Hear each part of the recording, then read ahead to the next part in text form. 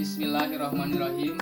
Dalam rangka menyikapi penyebaran virus corona yang merebak di Indonesia ini, sehingga membuat aktivitas KBM atau perkuliahan tersendat, maka video yang saya buat ini adalah salah satu upaya di mana meskipun tatap muka tidak bisa dilaksanakan, tapi proses perkuliahan harus tetap dilakukan secara daring atau secara online.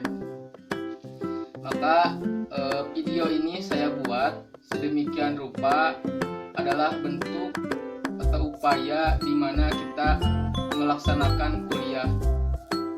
Terkhusus mata kuliah yang akan saya bahas pada kesempatan kali ini adalah tentang tafsir maudhu'i. Ini adalah bagian pembahasan dari mata kuliah tafsir yang diampu oleh dosen kita Ustadz Syarif Hidayat. Di sini saya akan menjelaskan tafsir tematik atau tafsir maudhu'i yang memang berkenaan dengan narkoba. Jadi yang akan saya bahas adalah narkoba dalam perspektif Al-Quran atau dalam perspektif Islam. Nah, kawan-kawan, pertama yang harus kita ketahui di sini adalah bahwa Islam dalam hal ini adalah agama bagi seluruh alam, di mana Islam ini adalah agama yang terakhir muncul ke permukaan ini. Maka kita sebagai umat Islam harus bisa mengejawantahkan nilai-nilai Islam pada kehidupan kita. Nah, terutama di sini Islam berani dan sanggup menjawab tantangan zaman, problematika yang terjadi pada masa ini. Terkhusus pembahasan tentang narkoba. Al-Quran atau Islam memandang bahwa narkoba itu ada jawaban dalam Al-Quran. Maka di sini saya akan membahas secara tematik bagaimana Al-Quran menjawab permasalahan tentang narkoba. Nah, apa yang akan saya bahas secara umum di sini adalah tentang tadi terkait dengan narkoba dalam perspektif Al-Quran.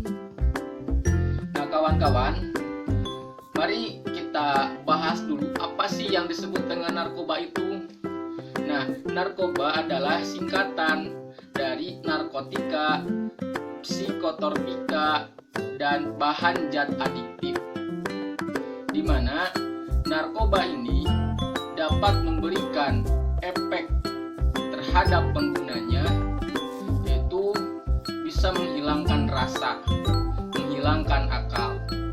Inilah yang melekat, sifat yang melekat pada narkoba ini.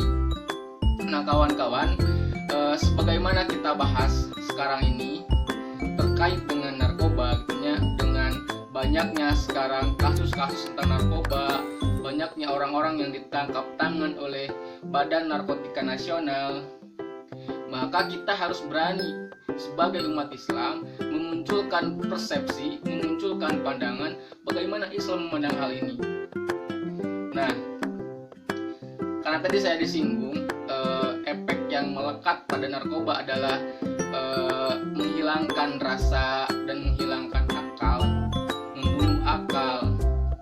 Nah, kemudian dari narkoba ini punya efek yang begitu berat, ketika kita mengonsumsi narkoba, maka akan menghilangkan fungsi saraf otak kita, fungsi saraf akal kita, sehingga tubuh kita tidak terkendali. Nah, ada juga orang-orang yang menggunakan narkoba ini untuk keperluan meningkatkan stimulus atau meningkatkan daya tahan tubuh, untuk meningkatkan rasa percaya diri dan lain sebagainya. Nah, kemudian kawan-kawan, setelah tadi kita membahas secara umum definisi dan pemahaman kita tentang narkoba.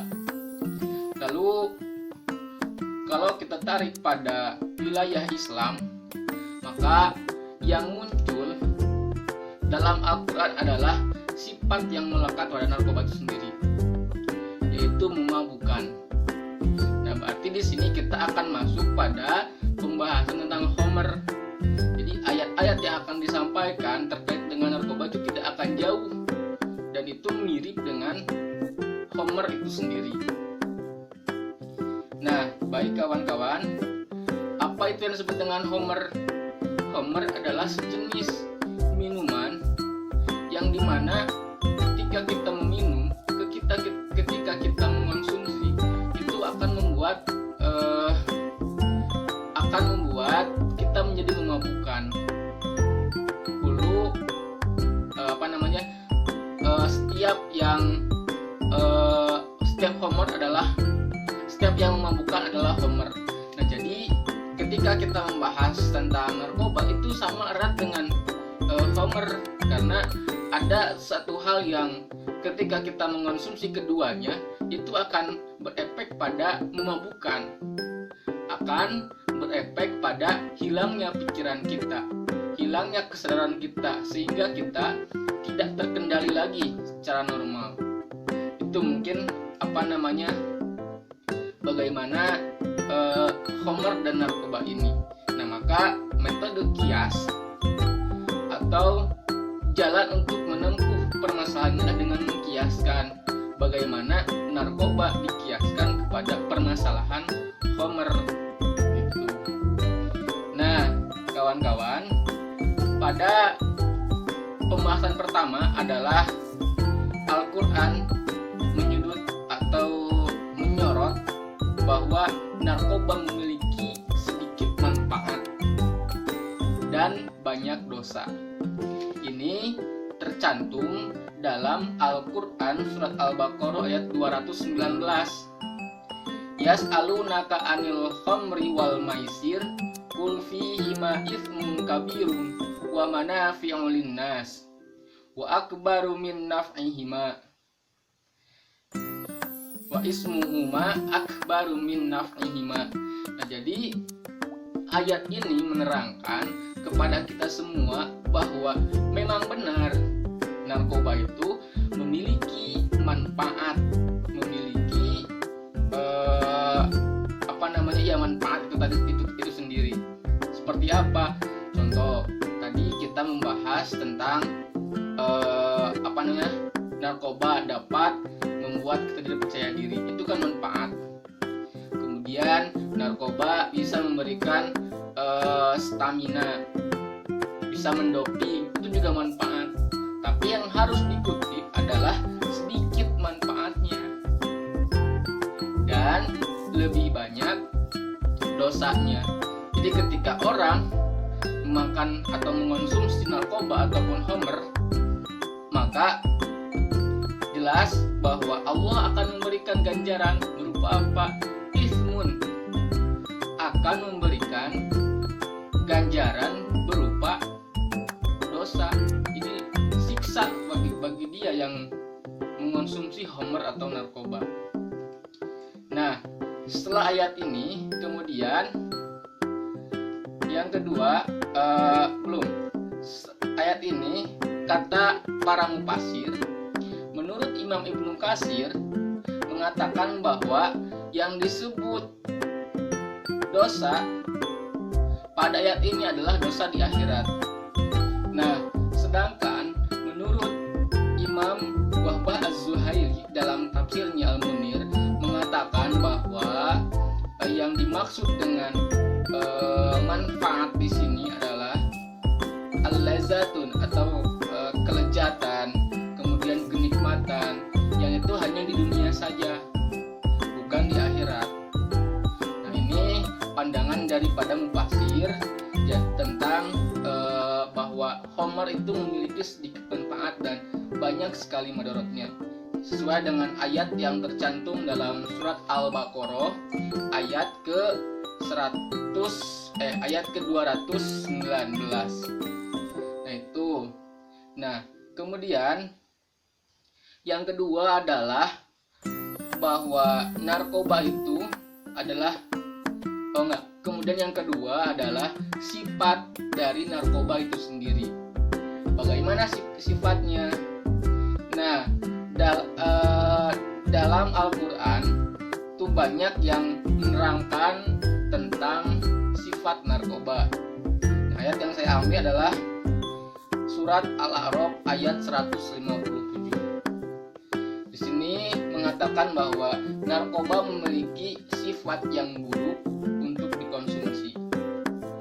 Ayatnya adalah wa yuhillu lahumut thayyibat wa yuharrimu 'alaihimul khaba'is, dan menghalalkan bagi kalian yang baik-baik dan menghalalkan bagi kalian yang buruk-buruk. Nah, ini adalah ayat Al-Quran yang menerangkan tentang sifat narkoba. Apa sifatnya? Tadi al-khaba'is. Narkoba memiliki sifat yang buruk. Maka jelas di sini wa yuharrimu 'alaihimul khaba'is, ketika suatu hal yang buruk, maka wa yuharrimu, maka Allah Subhanahu wa taala mengharamkan baginya. Nah, kemudian kita lihat pandangan dari para mufassir. Menurut Wahbah Az-Zuhaili dalam tafsirnya Al-Munir mengatakan bahwa suatu yang buruk itu adalah sesuatu yang dapat memudaratkan. Bagi siapa? Bagi dirinya sendiri ataupun untuk orang di sekitarnya. Nah, maka di sini kemudaratan menjadi ilat diharamkannya narkoba, karena narkoba itu bersifat memudaratkan, bisa merusak bagi diri sendiri ataupun orang lain. Nah, kemudian yang kedua itu adalah Quran surat Al-Maidah ayat 90.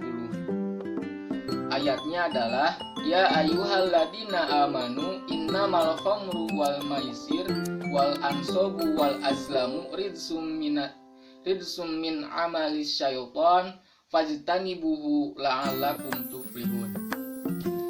Hai orang-orang yang beriman, sesungguhnya khamr, judi, berkorban untuk berhala, mengundi nasib dengan anak panah adalah perbuatan keji dan termasuk perbuatan syaitan. Nah, pada ayat ini sifat narkoba yang tertera adalah bahwa narkoba memiliki sifat yang keji, dan ini termasuk pada perbuatan syaitan. Jadi hal yang menarik adalah bahwa setan selalu melakukan hal-hal yang keji, hal-hal yang buruk, sehingga dapat dikatakan ketika narkoba adalah sesuatu yang keji, maka kita sudah berperilaku sebagaimana setan, karena setan pun menurut ayat ini adalah juga berperilaku keji. Nah, gitu kawan-kawan. Nah, kita lihat bagaimana para mufassir membedah ayat ini. Nah, menurut Ali bin Abi Thalib yang dikutip oleh Imam Ibnu Katsir dalam tafsirnya mengatakan bahwa yang dimaksud dengan ridsun atau keji di sini adalah dosa. Sedangkan menurut Jaid merupakan kejelekan daripada pekerjaan setan. Nah, kemudian jika ditarik pada konteks pembahasan narkoba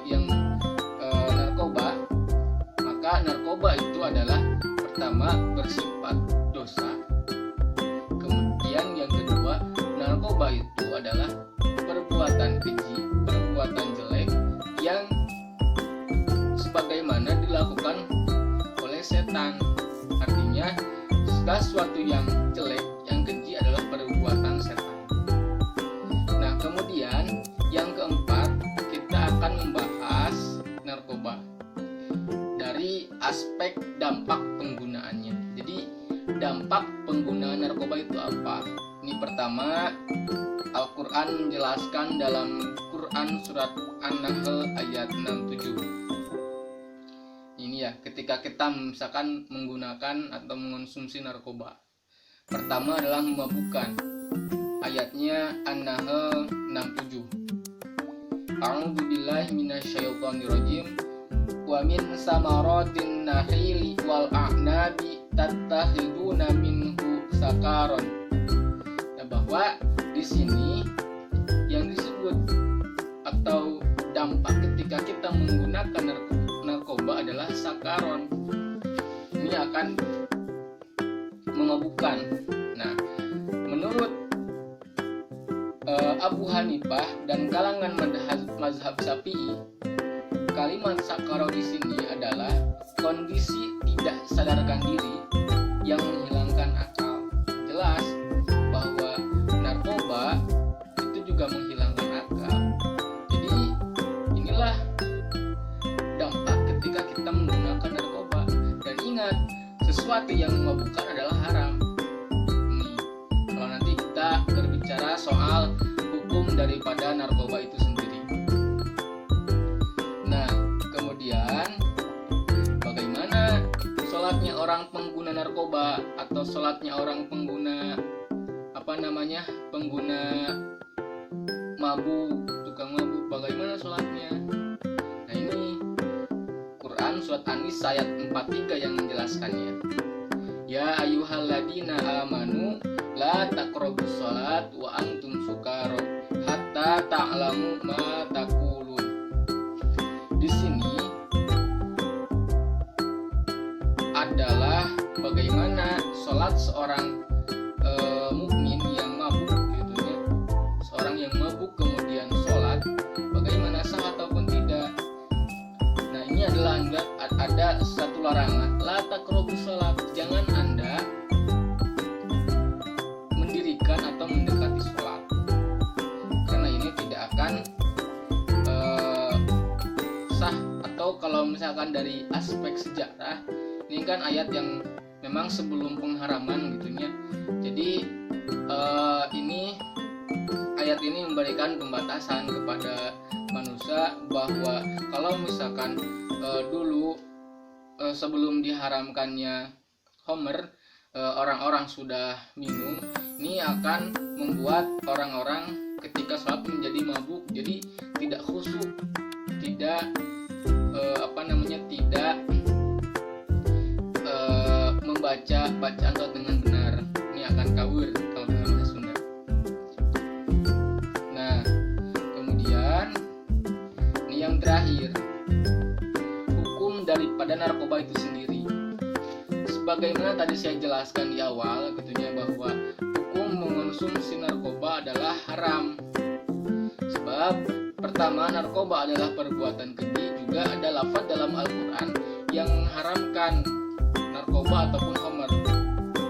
Yang pertama ayatnya adalah wa yuhillu lahumut thayyibat wa yuharrimu 'alaihimul khaba'ith, bahwa sesuatu yang haram bahwa Allah Subhanahu wa taala menghalalkan yang baik-baik dan mengharamkan yang buruk-buruk. Artinya ketika kita mengonsumsi narkoba ini haram, tidak boleh, sebab Allah Subhanahu wa taala sudah mengharamkannya.